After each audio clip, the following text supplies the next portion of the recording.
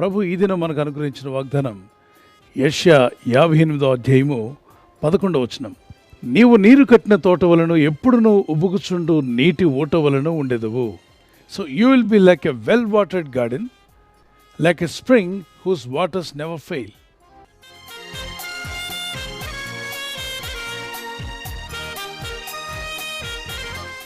ఈ లేఖనాన్ని బట్టి మనం గమనిస్తే నీవు నీరు కట్టిన తోట వలె ఉంటావు అన్నాడు. నీరు కట్టిన తోట అన్నప్పుడు ఒక గార్డెన్లో అనేక రకాలైన మొక్కలు వేస్తాం.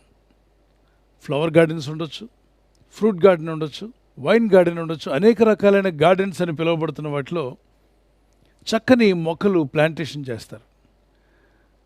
ఆ మొక్కలు పచ్చగా ఎదగాలి అంటే, ఆ ఫ్లవర్ గార్డెన్ చక్కని పువ్వులు పూయాలి అంటే ప్రతి గార్డెన్కి అవసరమైంది ఏంటంటే నీరు. ఒకవేళ నీరు లేదనుకోండి, ఎలాంటి గార్డెన్ అయినా అది వాడిపోతుంది, పాడైపోతుంది. ఆ మొక్కలన్నీ పచ్చదనాన్ని కోల్పోతాయి, వాటికున్న జీవాన్ని కోల్పోయి, సారాన్ని కోల్పోయి అవి పనికి మాలినవిగా పడిపోతాయి. ఆ గార్డెన్లోకి వెళ్ళి ఎవరు కూడా ఆహా బాగుంది అనడానికి అవకాశం ఉండదు. ఎవరు అక్కడ నిలబడి సెల్ఫీలు తీసుకోరు, ఫోటోలు కూడా తీసుకోరు. ఎందుకంటే నీరు లేదు కనుక ఎండిపోయినట్టుగా పడి ఉన్నాయి. ఇక్కడ ప్రభు అంటాడు, నా యందు విశ్వాసం ఉంచిన మీ జీవితాలు, అంటే యేసుక్రీస్తునందు విశ్వాసం ఉంచిన మనము, మన బ్రతుకులు, మన జీవితాలు ఎలా ఉండాలట? నీరు కట్టిన తోట వలె ఉండాలని దేవుడు కోరుచున్నాడు. నీటి కాలువల యోరన నాటబడినది ఆకువాడక తన కాలమందు ఫలించే చెట్టు వలె ఉంటుంది. అది చింతపడదు, వాడిపోతానని భయపడదు, వేసవి కాలం వస్తుందని దిగులు పడాల్సిన అవసరం లేదు. ఎందుకంటే దాని వేర్లు నీటి ఒడ్డుకు తన్నుకుని ఉన్నాయి. చక్కని పుష్కలంగా నీరు ఎప్పుడు దానికి అందుబాటులో ఉంది కాబట్టి అది వాడిపోయే అవకాశమే లేదు.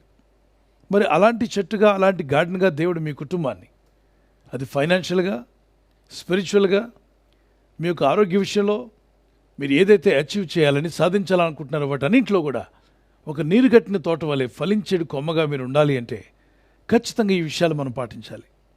అందుకే లేఖనాల్లో ప్రభు అంటాడు, దుష్టుని ఆలోచన చొప్పున నడవక, అంటే దుష్ట ఆలోచనల ప్రకారం నడిస్తే గార్డెన్లో నీరు లేనట్టుగా ఎండిపోయిన మొక్కలా తయారవుతాం, పచ్చదనాన్ని కోల్పోతాం, ఫలించే సమయంలో ఫలాలు కోల్పోతాం.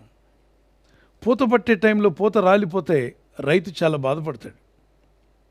మామిడి పూత కావచ్చు, మరి చెట్లన్నిటికీ పూత వచ్చినప్పుడు దాన్ని పండించే ఆ తోటమాలికి చాలా సంతోషం కలుగుతుంది. పూత పట్టింది, చక్కని ఫలాలు వస్తాయని.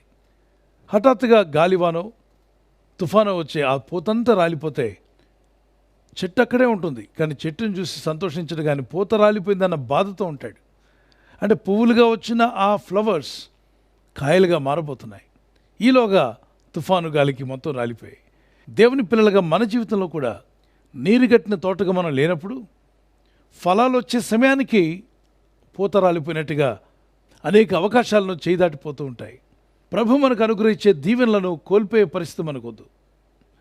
దేవుడు మిమ్మల్ని ఏ విధంగా దీవించాలనుకుంటున్నాడో ఆ విధంగా దీవించబడ్డానికి మీరు ఉండాలి. దుష్టుని ఆలోచనలు ఎప్పుడైనా మిమ్మల్ని దేవునికి దూరం చేస్తాయి. Evil, wicket thoughts. అపవాది ఎప్పుడొచ్చినా దొంగతనము, హత్య, నాశనం చేయడానికి వస్తాడని రాయబడింది. ఒక వ్యక్తిలో ఉన్న ఆనందము, సంతోషము, దైవత్వము, పరిశుద్ధత, దేవుని కొరకు బ్రతకాలన్న ఆశయాలన్నీ కూడా తొలగించాలన్నదే అపవాది ఆశ.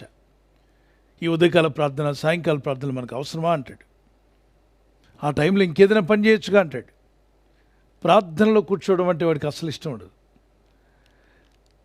ఇస్కరియోతు యూదా యేసు ప్రభు వారికి దూరం అవడం గల కారణంలో మొదటిది దుష్ట తలంపు అంగీకరించాడు అతను. ఈ తలంపు పంపిన అపవాదే వానిలో డైరెక్ట్గా ప్రవేశించాడు. అంటే అపవాది ఒక వ్యక్తిలో ప్రవేశించి ఆ వ్యక్తి జీవితాన్ని నాశనం చేసే ముందు ఏం పంపుతాడు? దుష్ట తలంపులు. సముద్ర తరంగాలు ఒడ్డుకు వస్తున్నట్టుగా, సముద్రం ఒడ్డుకు వెళ్ళి చూడండి, సముద్ర తరంగాలు ఆగుతాయా? వస్తూనే ఉంటాయి. ఒక తరంగం తర్వాత మరొక తరంగం, ఆ కెరటాలు ఒడ్డు వరకు వచ్చి వెళ్తూ ఉంటాయి. అలాగనే దుష్ట తలంపులు ప్రపంచవ్యాప్తంగా ప్రతి వ్యక్తిలోనికి వస్తూ ఉంటాయి. వాటిని రిజెక్ట్ చేయగలం. ఆ ఒడ్డును నిలబడిన మనం, ఆ నీరు కెరటం మన దగ్గరకు వస్తున్నప్పుడు మనం వెనక్కి వెళ్తే అది మన పాదాలను తాకలేదు కదా.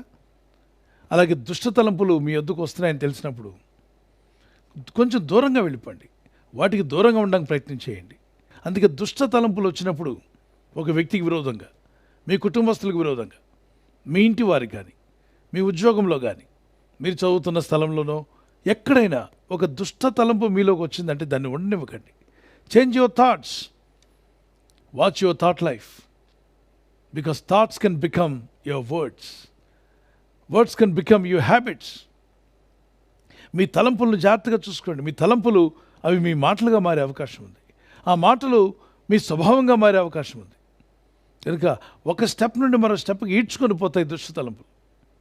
దేవునికి లోబడి ఉండండి. అపవాదిని ఎదిరించినప్పుడు వాడు మీ ఎదురుండి పారిపోతాడని జేమ్స్ చాప్టర్ 4:7 యాకోబు పత్రిక 4:7 మాట్లాడుతుంది. అపవాదిని ఎదిరించండి, వాడు మీ ఎదురుండి పారిపోతాడు. పచ్చని ఒలివ చెట్టు వలె మీరు ఉండాలి అంటే, పచ్చని ఒలివ మొక్కల వరి మీ పిల్లలు ఉండాలి అంటే ఖచ్చితంగా నీరు ఉండాలి. నీరు దేనికి సాదృశ్యం? అనేక మార్లు పరిశుద్ధాత్మ దేవునికి సాదృశ్యంగా వాడబడింది నీరు. అంటే నీరే పరిశుద్ధాత్మని అనుకోకండి. యేసు ప్రభువారు అంటారు, నా యందు విశ్వాసం ఉంచువాడు పొందబోయే ఆత్మ గురించి మాట్లాడుతున్నానని యోహాను సువార్త 7:37-38 దప్పికొలవాడు నా యొద్దకు రావాలను, నేనిచ్చు నీళ్లు తాగువాడు మరెన్నడూ దప్పికొనడు, జీవజల నదులు వాని కడుపులోండి పొర్లి పారును అన్నాడు. ఇది ఆత్మ గురించి మాట్లాడంటే యేసు ప్రభువారు. ఆ పరిశుద్ధాత్ముడు మన చుట్టూ ఉండి మనల్ని నడిపించాలి. మంచి ఆలోచనలతో, మంచి తలంపులతో ప్రార్థించడం కూడా ఆయన నేర్పిస్తాడు. ఎలా యుక్తంగా ప్రార్థన చేయాలో ఎవరికి తెలియదట. అందుకే పరిశుద్ధాత్మను కలిగిన వారుగా ఉందాం. పరిశుద్ధాత్మని యొక్క సన్నిధిని కోల్పోకండి. ఆయన సన్నిధి మనతో ఉన్నప్పుడే నీరు కట్టినటువంటి తోటలా మనం ఉంటాం. ఒక చెట్టు, ఒక మొక్కకు నీరెంత అవసరమో దేవుని సన్నిధి, పరిశుద్ధాత్మని సన్నిధి విశ్వాసికి అంతే అవసరం అన్నవారు ఒకసారి గట్టిగా దేవునికి స్తోత్రం చెప్పండి. ఆమేన్. ఈ వాగ్దానాన్ని ధ్యానిస్తూనే ఒక చిన్న కీర్తన పాడుకుందాం. జీవజలమా ఆత్మనాథుడా, ఎండని నదిలాగా రమ్ము బోధక. జీవజలమా ఆత్మనాథుడా, ఎండని నదిలాగా రమ్ము బోధక.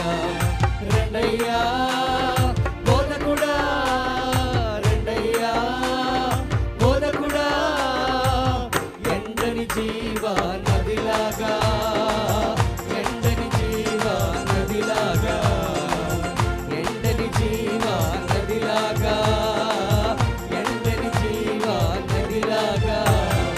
జీవజలమా ఆత్మనాథుడా, ఎండని నదిలాగా రమ్ము బోధక. జీవజలమా ఆత్మనాథుడా, ఎండని నదిలాగా రమ్ము బోధక. దేవుని ఆత్మ సన్నిధి కలిగి ఉందాం. ప్రభు మిమ్మల్ని నడిపించి బలపరచునుగాక. ప్రార్థన చేసుకుందాం. ప్రభా, నా కుటుంబం కూడా నీరు కట్టిన తోట వలె ఉండాలి. వ్యాపారం కావచ్చు, ఉద్యోగం కావచ్చు, ఆత్మీయత, భక్తి, విశ్వాసము, సంఘము, మనం చేస్తున్న ప్రతి పనిలో కూడా మీరు చేసేదంతా విఫలం కాకుండా సఫలం అవ్వాలన్న వారి చేతిని పైకెత్తగలరా? అయితే ఖచ్చితంగా ప్రార్థన చేద్దాం. ప్రభా, నేను కూడా నీరు కట్టిన తోట వలె ఉండాలని ఆశపడుతున్నాను. మీరిచ్చిన వాగ్దానం నా పట్ల నెరవేర్చండి ప్రభా. Shall we close our eyes and pray. పరిశుద్ధమైన మా తండ్రి, నీ ప్రజలందరూ కూడా నీరు కట్టిన తోట వలె ఉండాలని మీరు కోరుచున్నారు. నిన్ను నమ్మిన నీ కుమారుడు, కుమార్తె, నిన్ను నమ్మిన ఏ వయసు వారైనా వారు బహుగా ఫలించాలని, ఆత్మీయంగా వర్ధిల్లాలని, వారు ఆత్మలో వర్ధిల్లుచున్న ప్రకారం అన్ని రంగాలలో వారు వర్ధిల్లాలని మీరు కోరుచున్నారు. ప్రభా, ఈ ప్రార్థనలో పాల్గొన్న ప్రతి ఒక్కరిని దర్శించండి. ఆత్మతో, శక్తితో నింపుమయ్యా. నీ రాకడకు విని సిద్ధపరచమని అడుగుచున్నాను. ఈ లోకంలో ఉన్నప్పుడు నీ రాకడ పర్యంతము నీరు కట్టిన తోట వలె మా కుటుంబాలు ఉండాలి. అవును తండ్రి, నీరున్న గార్డెన్కి, నీరున్న తోటకు చింతపడాల్సిన అవసరం లేదు. ఆ చెట్లు ఎంతో పచ్చదనం కలిగి ఉంటాయి, చక్కని పువ్వులు, కాయలు కలిగి ఉంటాయి. ఈరోజు నీ ప్రజలు ఫలించి అభివృద్ధి పొందాలని మీరు ఆశిస్తున్నారు. నీరు కట్టిన తోట వలె వీరి జీవితాలను దీవించమని, ఈ వాగ్దానం మా అందరి పట్ల నెరవేర్చమని, వాగ్దానాన్ని తీసుకుని ప్రార్థిస్తున్న వారందరినీ కూడా దర్శించి వారి జీవితాలను ఎండిపోయిన స్థితిని తీసివేయమని ఆయన ఈరోజు ప్రార్థించి ప్రయత్నించబోతున్న శంకుస్థాపన అయిన, గృహప్రవేశమైన, ఒక బిజినెస్ ప్రారంభిస్తున్నా, ఉద్యోగ ప్రారంభానికి వెళ్తున్నా, ఒక మంచి కార్యక్రమాన్ని ప్రారంభిస్తుండగా, నేను వారి బిడ్డల వివాహం కొరకు ప్రయత్నాలు చేస్తుండగా వారు చేస్తున్న ప్రయత్నాలు ఫలించలాగున మీ దూతలకు ఆజ్ఞాపించండి. ఎవరైనా హాస్పిటల్లో ఉన్నా, ఐసీయూలో ఉన్నా, ప్రభు, ఎవరైతే సీరియస్ కండిషన్లో ఉండి బాధపడుతున్నారో వారికి యేసు నామములో స్వస్థతను అనుగ్రహించండి. ఒక బలహీనత వల్ల కృంగిపోయిన వారిని లేవనెత్తండి. మీ గాయపడిన హస్తమును చాపి వారికి ఉన్న సకల రోగాల నుండి విడుదల ఇచ్చేయి. వారిని లేపి నడిపించడాన్ని సాక్షులుగా నిలబెట్టుకోండి. ఈ ఉదయకాలం ప్రతి రోగి యేసు నామములో స్వస్థత నొందునుగాక. తండ్రి, ఈ దినం ఎవరైతే ప్రయాణమై వెళ్ళబోతున్నారో, అది రైలు మార్గమైనా, ఆకాశ మార్గమైనా, బస్సుల్లో, వాహనాల్లో ఎక్కడ ప్రయాణం చేస్తున్నా, రోడ్డు మార్గంలో ఏ వాహనంలో వారు ప్రయాణం చేస్తున్నా, నీ ప్రజలకు కాపాడే దూతలను పంపండి. ఉదయం బయలుదేరి సాయంకాలం ఇంటికి వచ్చేంత వరకు నీ కాపుదల, కాపాడే దూతల యొక్క సహాయము నీ ప్రజలకు దయచేయమని అడుగుతున్నాను. ఒక నీరు లేని తోట వలె కాకుండా నీరు కట్టిన తోట వలె వీరిని, వీరి కుటుంబాలను, ఆత్మీయ జీవితాలను దీవించి బలపరిచి వర్ధిల్ల చేయమని యేసుక్రీస్తు పరిశుద్ధ నామములో అడుగుతున్నాను నా పరలోకపు తండ్రి. ఆమేన్, ఆమేన్, ఆమేన్. దేవుడు మిమ్మలను, మీ కుటుంబాలను నీరు కట్టిన తోట వలె దీవించి ఫలింపచేసి ఆయన మహిమార్థమై మిమ్మలను నిలబెట్టి వాడుకొనుగాక. ఆమేన్. God bless you. ఈ వాగ్దానం విని మనతోనే ఉంచుకోకుండా అందరికీ షేర్ చేద్దాం. మనం పంపిన వాగ్దానము అనేకులు విడిపిస్తుంది కనుక అనేకులకు షేర్ చేద్దాం. God bless you. బర్త్డే జరుపుకునే వరకు happy birthday to you, many more returns of the day. God bless you. మీకు వాగ్దానం 1 పేతురు 3:9 ఆశీర్వాదమునకు వారసులగుటకు మీరు పిలువబడితిరి. మనం పిలువబడింది ఆశీర్వాదానికి కారకులగడానికి. ప్రార్థించండి ఈ వాగ్దానం పట్టుకొని. May the lord bless you. Blessed happy new year to you. మరి ఎవరైతే యానివర్సరీ జరుపుకుంటారో మీ అందరికీ వాగ్దానం ద్వితీయోపదేశకాండం 31:8 నీ ముందర నడుచువాడు యెహోవా, ఆయన నీకు తోడయుడును, ఆయన నిన్ను విడువడు, నిన్ను ఎడబాయుడు. భార్య భర్తలుగా మీ ఇద్దరు ఈ వాగ్దానం పట్టుకొని ప్రార్థన చేయండి. Happy wedding anniversary, many more returns of the day. God bless you. ప్రభు మిమ్మల్ని ఈ వాగ్దానంతో బలపరచునుగాక. భార్య భర్తకు లోబడాలి, భర్త భార్యను ప్రేమించాలన్న ఈ ఆజ్ఞలకు విధేయులైతే మీ ఇల్లు అద్భుతంగా ఉంటుంది, కుటుంబం సమాధానంగా ఉంటుంది, దేవుని చిత్తం నెరవేర్చే కుటుంబంగా మీ ఇల్లు ఉండునుగాక. God bless you. ఈ ఛానల్ ను మీరు సబ్స్క్రైబ్ చేసుకోవడం వలన 2 పనులు జరుగుతున్నాయి. ఒకటి, సువార్త జరుగుతున్నది, ఆత్మలు రక్షించబడుతున్నాయి. రెండవది, పేదలకు, అనాథలకు ఈ ఛానల్ ద్వారా సహకారం అందించడం జరుగుతుంది. మనం సబ్స్క్రైబ్ చేసుకోవడం వలన అందరికీ సహాయం చేసిన వారమవుతున్నాం. ఖచ్చితంగా ఈ యూట్యూబ్ ఛానల్ ను సబ్స్క్రైబ్ చేసుకొని బెల్ బటన్ ను క్లిక్ చేయండి. మీకు వెంటనే మెసేజెస్ పంపబడతాయి.